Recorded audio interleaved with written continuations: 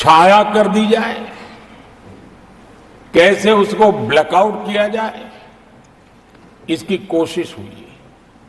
लेकिन मैं पिछले 2 दिन से देख रहा हूं कि आखिर तक पराजय भी स्वीकार हो रहा है और दबे मन से, कम मन से विजय भी स्वीकार हो रहा है।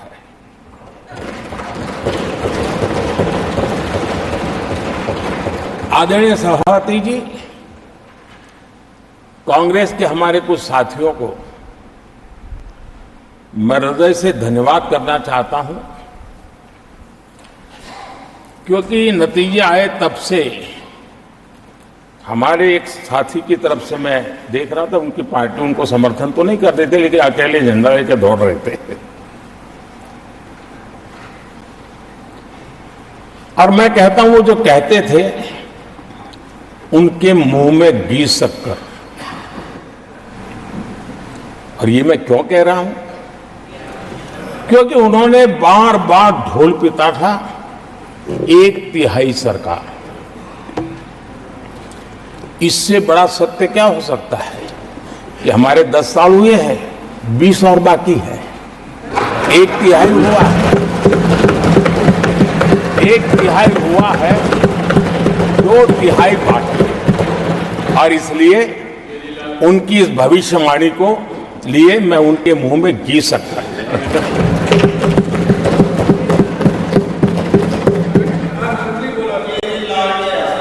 आदरणीय सभापति जी, 10 वर्षों के अखंड, एकनिष्ठ, अविरत सेवा भाव से किए हुए कार्य को देश की जनता ने जी भर करके समर्थन दिया है। देश की जनता ने आशीर्वाद दिए हैं। आदरणीय सभापति जी, इस चुनाव में देशवासियों की विवेक बुद्धि पर गर्व होता है, क्योंकि उन्होंने प्रोपेगेंडा को परास्त कर दिया है।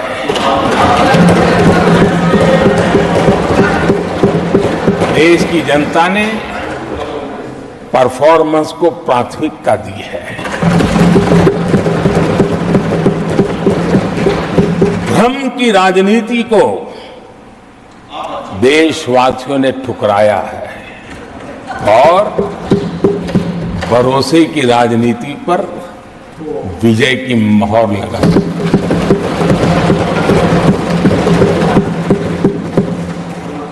आदरणीय सभापति जी, संविधान के 75वें वर्ष में हम प्रवेश, इस सदन के लिए भी ये पड़ाव विशेष है, क्योंकि इसे भी 75 साल हुए हैं और इसलिए एक सुभग संयोग है। आदरणीय सभापति जी, मेरे जैसे बहुत लोग हैं इस देश के सार्वजनिक जीवन में, जिनके परिवार में कोई गांव का सरपंच भी नहीं रहा है, गांव का प्रधान भी नहीं रहा है, राजनीति से कोई सरोकार नहीं रहा है, लेकिन आज अनेक महत्वपूर्ण पदों पर पहुंच करके देश की सेवा कर रहे हैं। और उसका कारण बाबा साहब आम्बेडकर ने जो संविधान दिया है, उसने हम जैसे लोगों को अवसर दिया है।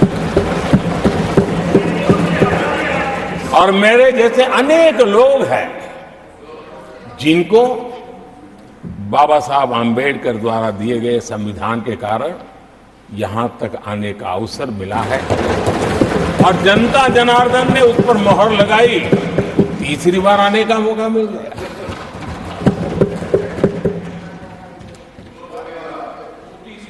आदरणीय सभापति जी, संविधान हमारे लिए ये कोई आर्टिकल्स का कंपाइलेशन मात्र नहीं है। हमारे लिए उसका स्पिरिट भी और उसके शब्द भी बहुत मूल्यवान है।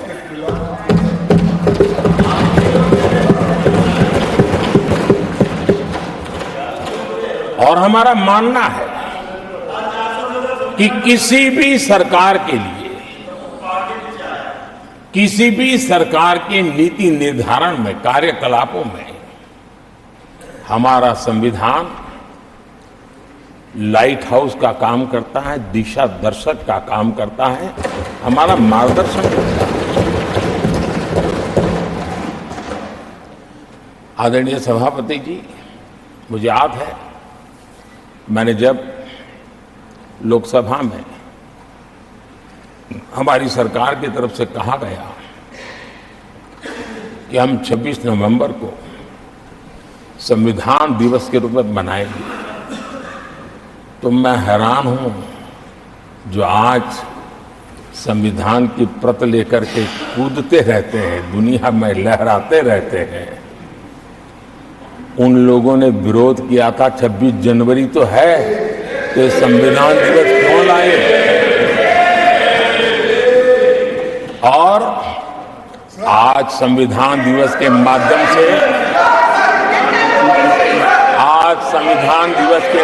से, देश के स्कूल कॉलेजेस में संविधान की भावना को, संविधान की रचना में क्या भूमिका रही है, देश के गणमान्य महापुरुषों ने संविधान के निर्माण में किन कारणों से कुछ चीजों को छोड़ने का निर्णय किया, किन कारणों से कुछ चीजों का स्वीकार करने का निर्णय किया, इसके विषय में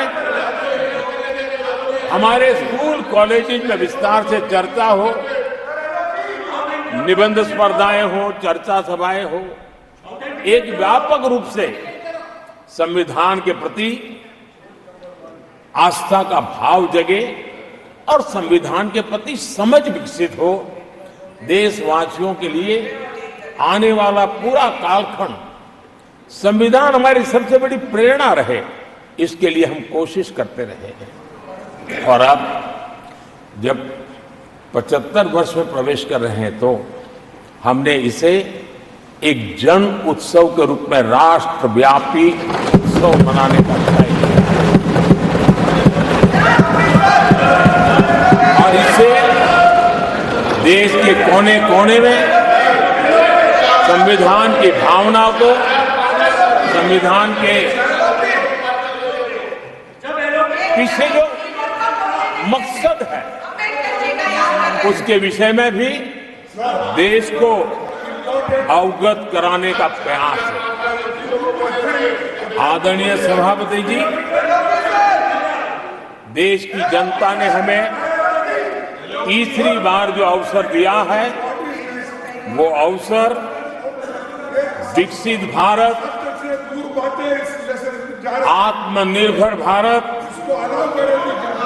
इस यात्रा को मजबूती देने के लिए, इस संकल्प को सिद्धि तक ले जाने के लिए हमें देश के कोटि कोटि जनों ने आशीर्वाद दिए हैं।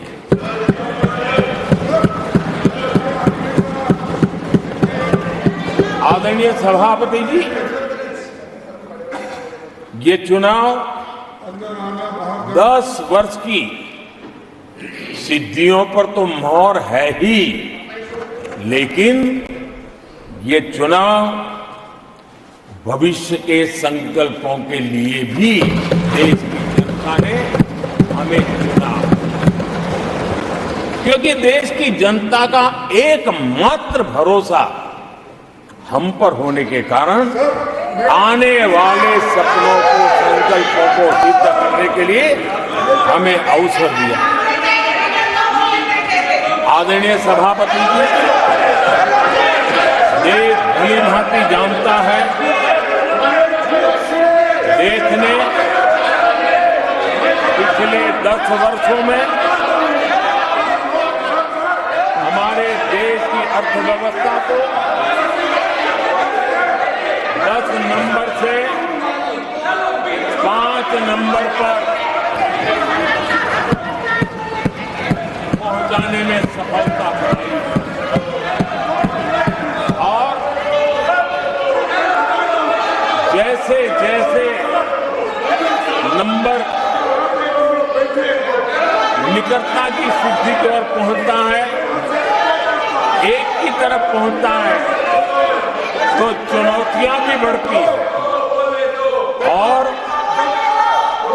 कोरोना के कठिन कालखंड के बावजूद, संघर्ष की वैश्विक परिस्थितियों के बावजूद, तनाव के वातावरण के बावजूद भी हम हमारे देश की अर्थव्यवस्था को 10 नंबर से आज विश्व में 5 नंबर पर पहुंचाने में सफल।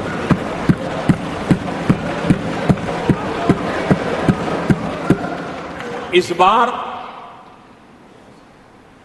देश की जनता ने हमें रिकॉर्ड में 5 नंबर से 3 नंबर की इकोनॉमी पर पहुंचाने के लिए जनादेश दिया है और मुझे पक्का विश्वास है कि देश की जनता ने हमें जो जनादेश दिया है, हम भारत की अर्थव्यवस्था को विश्व के टॉप 3 में पहुंचा के रहेंगे।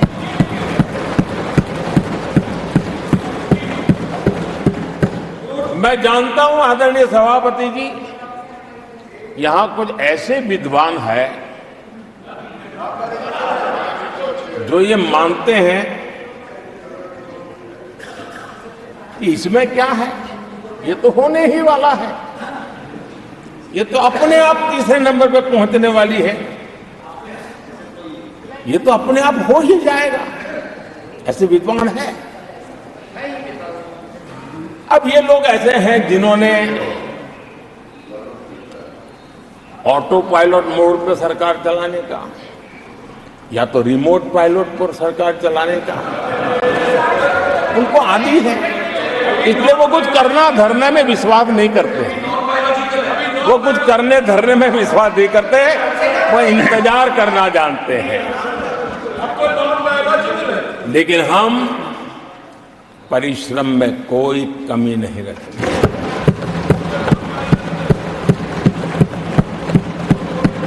आने वाले वर्षों में पिछले 10 वर्षों में हमने जो किया है उसको गति भी बढ़ाएंगे, उसका विस्तार भी बढ़ाएंगे और गहराई भी होगी, ऊंचाई भी होगी और हम इस संकल्प को पूरा करेंगे। आदरणीय सभापति जी, चुनाव के दरमियान मैं देशवासियों को कहता था कि जो 10 साल हमने काम किया है, हमारे जो सपने और संकल्प है उसके हिसाब से तो ये एपेटाइजर है, मेन कोर्स तो अभी शुरू हुआ।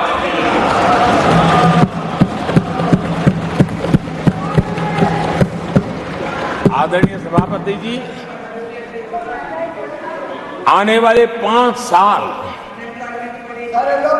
मूल सुविधाओं के सैचुरेशन के और हम एक सामान्य नागरिक की जो रोजमर्रा की जिंदगी की आवश्यकताएं होती हैं, एक गरिमापूर्ण जीवन जीने के लिए जिन व्यवस्थाओं की, जिन सुविधाओं की, जिस प्रकार के गवर्नेंस की आवश्यकताएं होती हैं, हम इन मूलभूत सुविधाओं के सैचुरेशन का युग के रूप में उसको परिवर्तित करना चाहते हैं। आदरणीय सभापति जी, आने वाले 5 वर्ष गरीबों के खिलाफ निर्णायक लड़ाई के हैं। आने वाले 5 वर्ष गरीबी के खिलाफ गरीबों की लड़ाई, और मैं मानता हूं गरीब जब गरीबी के खिलाफ लड़ाई के लिए एक सामर्थ्य के साथ खड़ा हो जाता है तो गरीबों की गरीबी के खिलाफ की लड़ाई सफलता को प्राप्त करती है। और इसलिए आने वाले 5 साल गरीबी के खिलाफ लड़ाई के निर्णायक वर्ष है और यह देश गरीबी के खिलाफ लड़ाई में विजयी होकर के रहेगा। ये पिछले 10 साल के अनुभव के आधार पर मैं बहुत विश्वास से कह सकता हूं।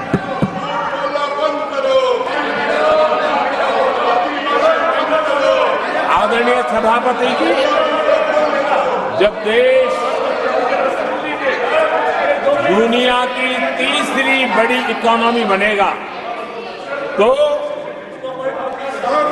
इसका लाभ, इसका प्रभाव जीवन के हर क्षेत्र पर पड़ने वाला है। विकास के विस्तार के अनेक अवसर उपलब्ध होने वाले हैं और इसलिए जब हम दुनिया की तीसरे नंबर की इकोनॉमी बनेंगे तब भारत के हर स्तर पर सकारात्मक प्रभाव तो होगा, लेकिन वैश्विक परिवेश में अभूतपूर्व प्रभाव पैदा होने